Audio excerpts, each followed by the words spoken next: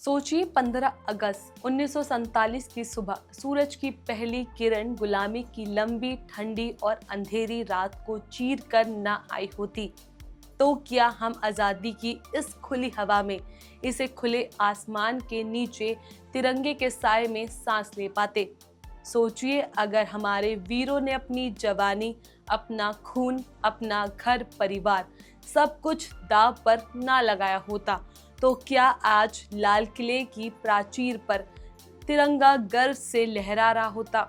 15 अगस्त सिर्फ एक तारीख नहीं, ये कोई साधारण दिन नहीं है। ये है खून, पसीने, आंसुओं और बलिदान की वो अनगिनत कहानियां जिन्होंने भारत को गुलामी की जंजीरों से तोड़ा, जिन्होंने हमें स्वतंत्रता की रोशनी दी। नमस्कार, मैं चेष्टा नागर और आप देख रहे हैं द हिंदी टॉप। और इस लंबी लड़ाई में भारत के मानचित्र पर एक ऐसा राज्य है जिसकी मिट्टी ने वीरता की मिसाल गढ़ी, वो है बिहार। वो धरती जिसने ऐसे लाल पैदा किए जिन्होंने मौत को हंसते हंसते गले लगाया, जिन्होंने अंग्रेजी हुकूमत की नींव हिला दी, जिन्होंने भारत माता के लिए अपना सब कुछ न्यौछावर कर दिया। आज 15 अगस्त के अवसर पर मैं आपको ले चलूंगी बिहार की उन गलियों में, उन खेतों के किनारे, उन नदी तटों पर जहां आज़ादी का खून इतना गहरा था कि किसी को अपनी जान की परवाह नहीं थी, जहां 80 साल के बूढ़े से लेकर 18 साल के नौजवान तक एक ही आवाज उठ रही थी, अंग्रेजों भारत छोड़ो। पहला पड़ाव 1857 की क्रांति। दिल्ली से लेकर झांसी, कानपुर से लेकर लखनऊ तक पूरे देश में बगावत की आग जल रही थी और इसी आग का सबसे प्रचंड शोल बिहार की आरा से उठा। यहाँ के वीर, यहाँ के बमबेले शेर, बाबू वीर कुंवर सिंह।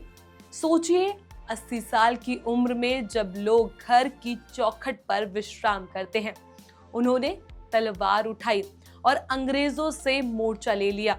आरा की लड़ाई में उन्होंने अंग्रेजी फौज को धूल चटा दी।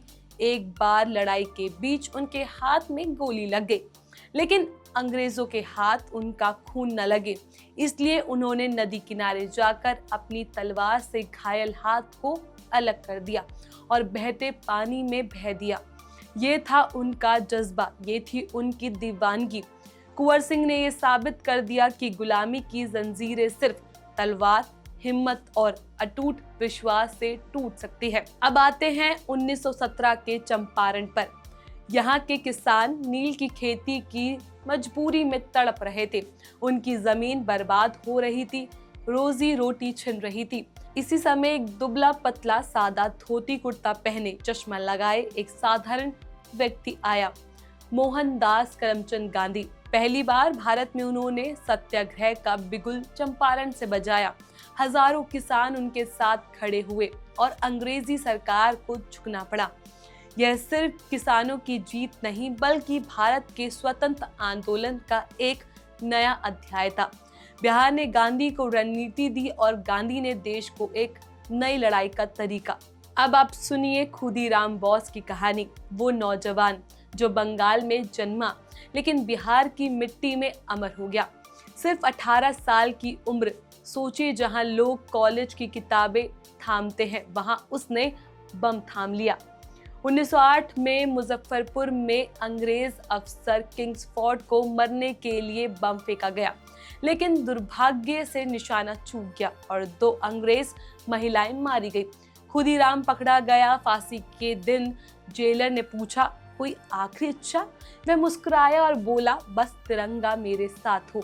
18 साल की उम्र में फांसी के फंदे पर चढ़ जाना, वो भी हंसते हुए, ये कोई साधारण साहस नहीं था। उसकी मुस्कान आज भी भारत माता के वीर बेटों के दिल में धड़कती है। अब 1942 की बात करते हैं, जब गांधी जी ने अंग्रेजों भारत छोड़ो का नारा दिया। बिहार की गलियों में, खेतों में, स्कूलों में, हर जगह बगावत की आग जलने लगी। पटना, गया, भागलपुर, सारण, चंपारण, हर शहर, हर गांव अंग्रेजों के खिलाफ खड़ा हो गया। पटना के सेक्रेटेरिएट पर तिरंगा लहराने की कोशिश में कई नौजवान गोलियों से छन्नी हो गए।